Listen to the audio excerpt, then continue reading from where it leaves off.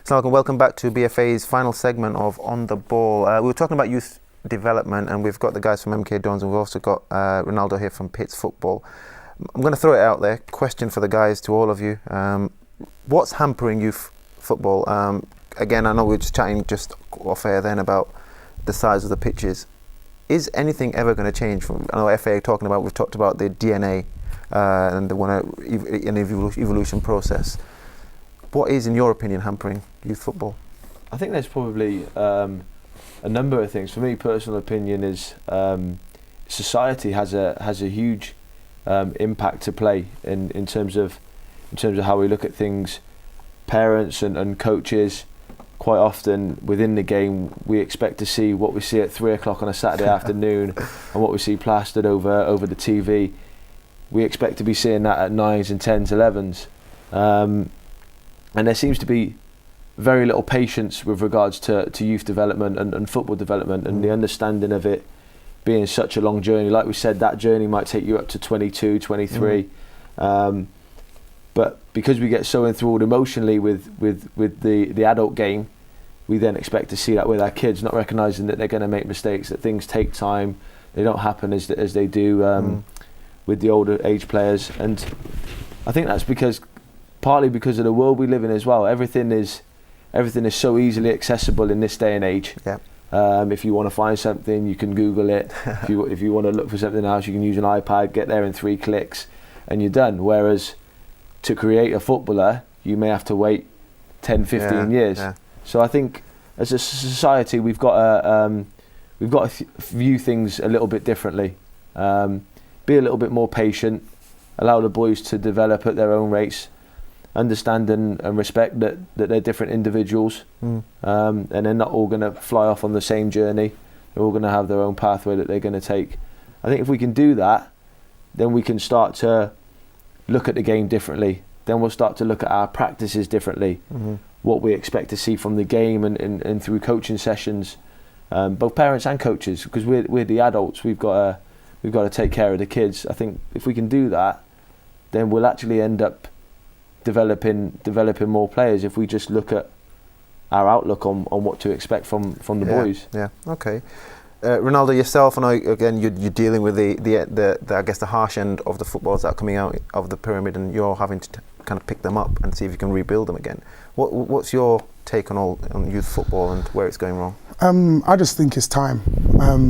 I believe that a huge age in a footballer's life is 16, and that's because it is a scholarship year, and a lot of footballers at that point are dropped, and it happens on a basis of, oh, he's good and he's not, and it could be that black and white, but it could be a fact where this winger is only slightly better than the other, and then the player who's not as good misses out at that specific point, when maybe 4 years later, if he had the same environment, the roles could be reversed. So I would say that it is definitely football clubs' time that is not available, and from that time there's no outlet for any of the boys to go to. So I would say that, yeah, that's what we're trying to do here, and give the boys some time to develop and only focus solely on their development, because where the football clubs have focus is on their first team, and their academy boys have to get into the first team at the quickest rate, so they have to focus on the best players, and in that short amount of time, a lot of boys' dreams do get diminished. So. Okay, well, on that, again, I just want to touch on this. We're talking about academies. You guys are obviously MK Dons. Arash, you're involved with the under-13s. Now, pro clubs, I think it was Damien Comolli from the ex-Liverpool and Spurs director of football.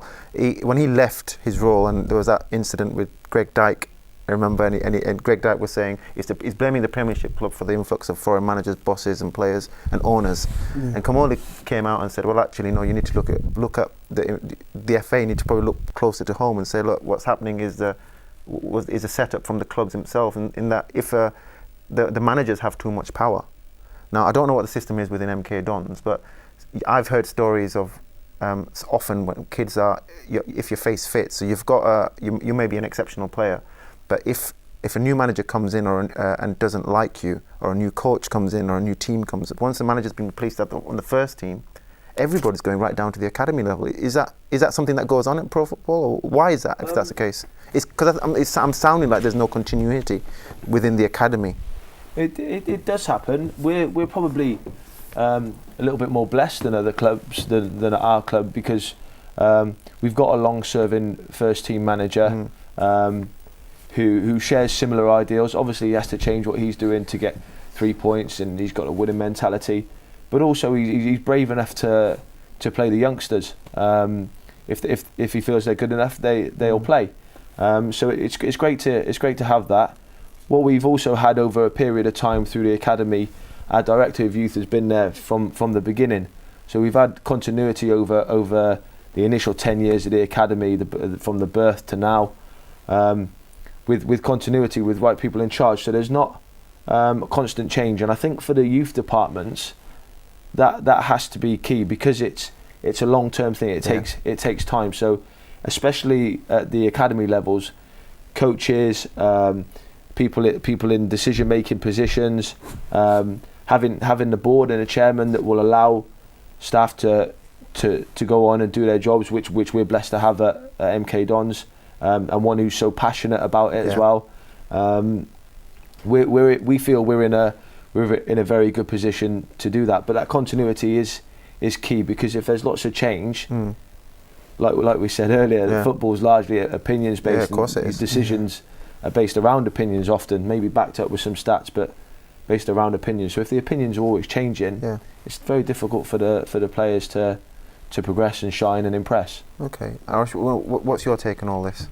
I think we can only affect at different levels. So, for example, if you're a grassroots club, you can affect what's around you. Academies, we can only affect what's around us. Yes, we could put a voice out there in terms of the FA and the Premier League and the football leagues in terms of our ideas.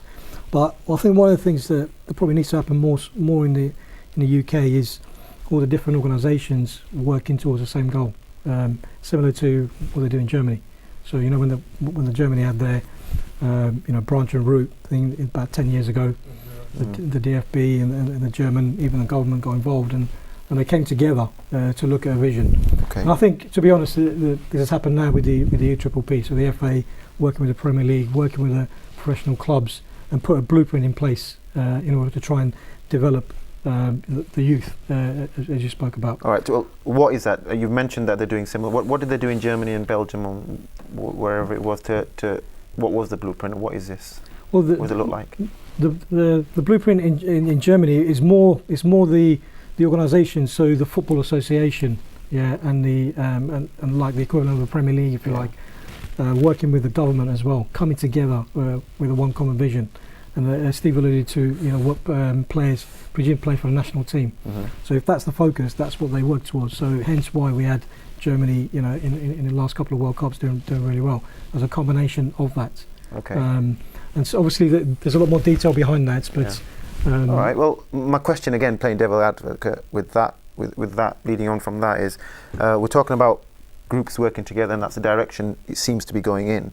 But Yen, you have. How are kids and youngsters with talent supposed to get in? MK Dons is probably an exception to the rule. I think you guys are a relatively new kind of a club, and I think your vision and your chairman, you're fortunate that has an amazing vision, and it's probably way ahead of the game compared to everybody else. Hence the success that you've had in such a short period of time. But a lot of the rules within the FA and this in the UK itself, professional football, is surely it's detrimental to kids that are playing at academy. When are they going to get the chance if the transfer window is closed, for example, and then they're able to? There's another transfer window. If a player in Division 1 gets injured and they've not got a squad number, they're able to bring other players in from other clubs. Am I right? And use emergency loans. That's the word I'm looking for. So how is that helping? And you mentioned that they've moved over. They've got a new blueprint. That's not that to me. Have they? I don't know. I think this. They talk a lot. Basically, this is what I mean, and it's down to the individual clubs. Like I said, we're quite fortunate because we've got a chairman and a first team manager and even the academy, there's a massive alliance between there, and the first team manager is prepared to give opportunities to players, from our academy, and we've had that success. And I think what needs to happen probably with other clubs as well, there needs to be that kind of focus, if you like, and the continuity. But the problem is within the professional game, as you know, it's pressure. It's about winning, isn't it? It's about winning, and if the results are not there, then the chairman will. But you mentioned the blueprint again. I'm only playing again. I'm curious as to you guys have a bit more detail into what's going on in the professional world. But surely that's hindering us. We talked about what's preventing youth development. That's got to be one of them. Because if you've got a squad of 24 players that play in a pro club and 2 of them get injured, that leaves you 2 opportunities to play one of your youngsters surely from and bring them into the first team. Yeah, sure, but or it's an opportunity to bring in 2 players from outside. I mean, it's a bit of a double-edged argument, because I think if you were to ask most managers, most clubs, if they had 2 players, one was a player within their own academy, one was from an external club or maybe even abroad, they're only going to be interested in winning, so they're going to pick the best. Okay. I don't think there's any real prejudice in terms of picking an English player over a foreign player or a player from their own club to another club. There might be the feel-good factor of playing your homegrown boy, but essentially they want whichever player is going to be the best. Okay. Yeah, also, I would say that it's a double-edged sword in the fact where, yes, it's good to play your academy player, but on the other hand, it could be detrimental to his confidence, because if he doesn't have the game what he could have dreamed of and score the winning goal, but instead maybe get a red card in the first 2 minutes and everyone's booing him, that's got the most opposite effect, because the fans are quite fickle and they only care about winning. So if you then maybe destroy that, then I hear what you're saying, but like I said, I'm just playing devil advocate. You said there's the blueprint. It does. In my head, I'm thinking, well, again, is it just talk, or are we actually progressing? Are we actually doing things and it has to come from the pro clubs? I think it has to be something that we're willing to back and be patient and back our own judgments as clubs and as a country producing the players. That's what it is. For me, I think it's all about having courage and your convictions. I think if you're saying it is one thing, doing it is and I think sometimes I'm not quite sure, I'm not convinced. But anyway, let's just stop there, because in the interest of time, we've talked about youth football. We've had a recently Vets football, Sporting Bengal, BFA's senior team has now got a Legends team. The old guys that started it back in 1996 are back playing they're all 35 plus now. And last week, in preparation for a tournament in Dublin, it's an international tournament. The guys are going out on the 5th of June this summer for a 3-day tournament. They'll be representing Bangladesh, so it should be good fun. They've been playing friendlies over the last few weeks, and last week, as we touched on, they were playing MK Galactico Vets. I know a team that's quite close to Arosh's heart. We'll come on to that in a bit. We've got some short clips to show and share with you guys. So let's watch the highlights, or I guess you can call them highlights, from last Tuesday's game between Sporting Bengal Legends and MK Galactico Vets down at Stepney. Enjoy.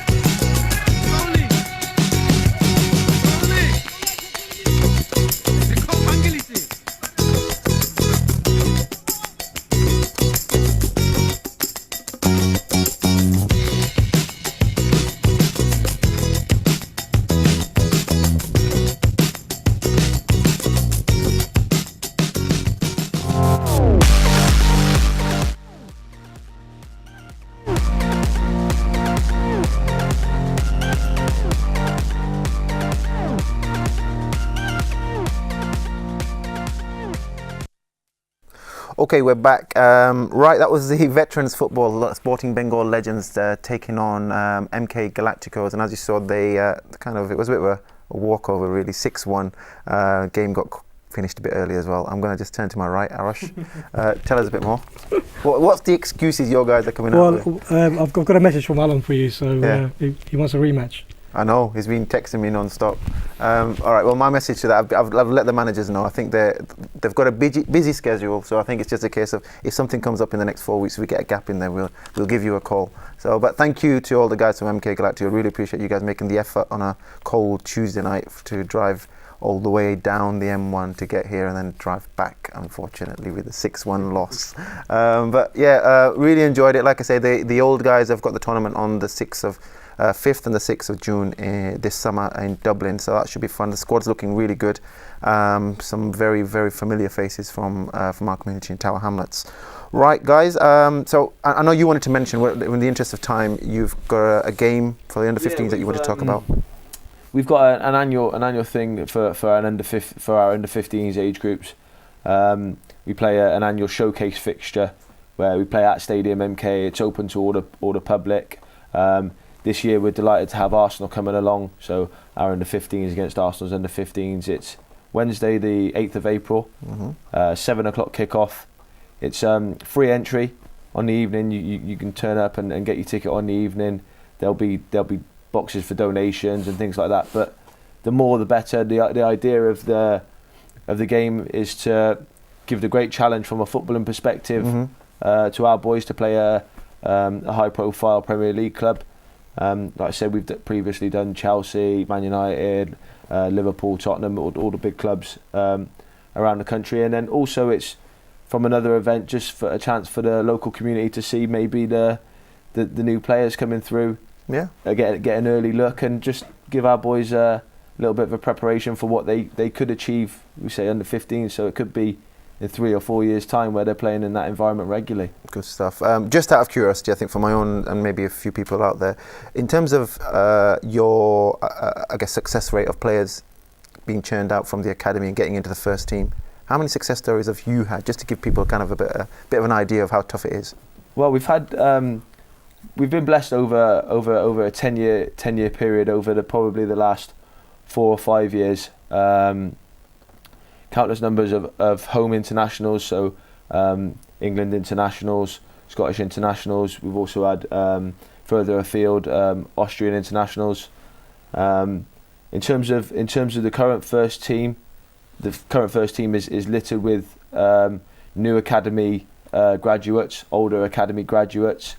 We recently had the success story of Dele Alli graduating from our academy. And he's just signed? He's just signed at Tottenham. Yeah, that's right. As of next season, he's still on loan with us, so he'll go to Tottenham next year. So he's like the last. And he's a local boy, is he? Yeah, he's Milton Keynes. Came in under 11s and has managed to progress his way through. So we're looking at the next 10 years. Our biggest challenge is how do we keep the conveyor belt going? How do we get the next player to do that? Who's going to be our first player to play in the Champions League?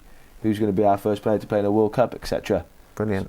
Okay, good stuff. But for those that don't know, your stadium as well, Arosh, it's international standard, isn't it? So I believe it's a UEFA 4. UEFA standard stadium holds 33,000. If there was 33,000 on the 8th of April, it'd be great. But it's what does that mean? So that means all international games can be played there, right? Is that? Yeah, international games, not just for football. We're pleased to host the Rugby World Cup in Milton Keynes. That's right, in October, so that will be great. So the stadium is Premiership, international European quality, and is dying to be filled. Brilliant. Okay, well that's an opportunity for those that haven't visited MK Dons, and I've been to the stadium myself. It is a pleasure to behold. I think you've got to get inside it to see it, and it is a bit of a cauldron, hasn't it? In terms of, it's got a bit of a San Siro type feel for it. I don't know if that's a. Yeah, it's a circular field. It's got it's quite unique in the fact that it's got a 360-degree concourse that goes all the way around, so that gives it a unique feel. It's very comfortable for a stadium. It's not one of these stadiums where you're really tight in your seat. The seats are comfortable, lots of leg room. It's one of the things we pride ourselves on, that the experience of coming to watch MK Dons for all fans is a pleasant experience. Brilliant. Okay, guys. Well, thank you very much. Before we go, let me just give you a few other bits of BFA information. Like I said, we've touched on the Vets football, Sporting Bengal going to Dublin on the 5th of June. Cup finals, we've got a number. On the first one is on the 30th of March down at Mile End, the CFL Cup final between Elsa and FC Bengals, the team of the year, I guess.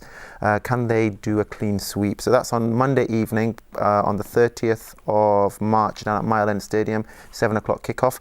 Then we have Bank Holiday Monday, 4th of May. There's 2 finals currently at Dagenham and Redbridge Football Ground. If you look on BFA's Facebook page, Twitter, website, you can see more details on all of these. The CFL Challenge Cup final is at 3:30, and that's between Jamal Baez, our General Secretary at BFA, his team, East 1, taking on FC Bengals again, who are, like I say, looking to clean sweep everything that's BFA football at the moment, Winter League. So good luck to both teams. And the other one is our Tower Hamlets Youth League under 14s final between Seoul FC and my very own FC Osmani.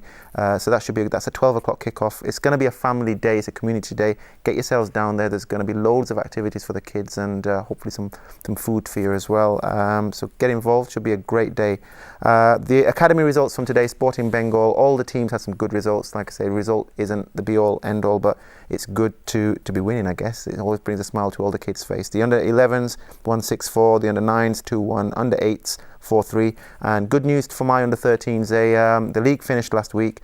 They finished second. The cup quarterfinal. They were in the quarterfinal of the cup today in the Essex Junior Cup. They came up against the East Ham Rovers, the league winners, and they beat them 5-1. So well done to all the boys, and good luck to Fahim, who goes in for his operation on Wednesday. I think he's having a bit of he's got a hernia, so at this age, a bit concerning. All right, guys, we're out of time. Steve, thank you very much. Been a pleasure. Ronaldo, thank you very much. Good luck with Pitt's Foundation, Pitt's football down in Docklands. And Arash, thank you as ever for coming on. I'm sure we'll see you again at some stage. Right, guys, we're out of time. Until next week, you've been watching BFA's On the Ball Show. I've been Imran Ghazi. Have a great week, and I'll see you next week. Take care. Assalamu alaikum.